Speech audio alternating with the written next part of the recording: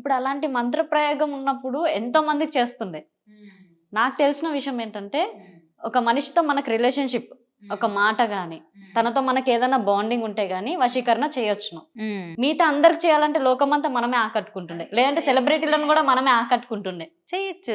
చేయొచ్చును, పద్ధతులు ఉన్నాయి కదా. ఇప్పుడు ఎలా పొలిటికల్ లీడర్స్ యజ్ఞాలు నిర్వహించుకుంటూ ఉంటారు. అవును, దాదాపు ఒక రాష్ట్రానికి సంబంధించిన సీఎం నేను చెప్పను కానీ 1 సంవత్సరం పాటు యజ్ఞం నిర్వహించారు ఆగకుండా. చండీ యజ్ఞం. హోమాలు ఎందుకు చేస్తారు భారీ ఎత్తున అంటే లాట్ ఆఫ్ పీపుల్ని అట్రాక్ట్ చేసుకోవడం. ఇప్పుడు షట్కర్మలు అని ఉంటాయి 10 మహావిద్యల్లో. వశీకరణ, స్తంభనం, ఉచ్చాటనం, మారడం, మోహనం అని. వశీకరణం అంటే ఆకర్షించుకోవడం. మంత్రం ద్వారా ఆకర్షించవచ్చు, మంత్రం ద్వారా మారణ ప్రయోగం చేసే వాళ్ళు ఉన్నారు, మంత్రం ద్వారా విడదీసేవచ్చు, మంత్రం ద్వారా ప్లేస్ నుంచి తరిమేయచ్చు. చాలా ఉన్నాయి. వీటిని షట్కర్మలు అంటాం 10 మహావిద్యల్లో.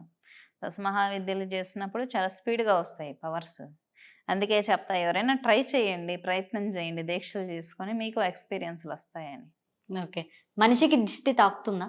దిష్టి తగులుతుందా అంటే చిన్నపిల్లలు మీరు చూస్తూ ఉంటారు కదా, ముద్దుగా ఉంటారు. ఓ 10 మంది ఎత్తుకుంటే వాళ్ళు ఏడుస్తారు. ఎందుకు? నెగిటివ్ అబ్జర్వ్ అయిపోతుంది. ప్రతి చూపు అంత మంచిదై ఉండదన్నమాట. మీరు ఎక్కడైనా షాపింగ్కి వెళ్ళేసి వచ్చినప్పుడు ఒక రకమైన అనీజీనెస్ వస్తుంది, అబ్జర్వ్ చేశారా? అనీజీనెస్, చిరాగ్గా ఉంటుంది. అంత నెగిటివ్ ఎన్విరాన్మెంట్లో తిరగటం వల్ల ఎక్కువ అయిపోతుంది. మనం ఎప్పుడైనా బాగా రెడీ అయినప్పుడు కొంతమంది అమ్మాయిలకి, కాలేజ్ అమ్మాయిలకి మంచిగా ఉంటారు ఏజ్లో, బాగా రెడీ అయినప్పుడు సడన్గా ఫంక్షన్లోకి వెళ్ళొస్తానే వామిటింగ్స్ అవ్వటము, కళ్ళు తిరగటం, కాళ్ళు చేతులు నొప్పులు రావటం నెగిటివిటీ అన్నమాట.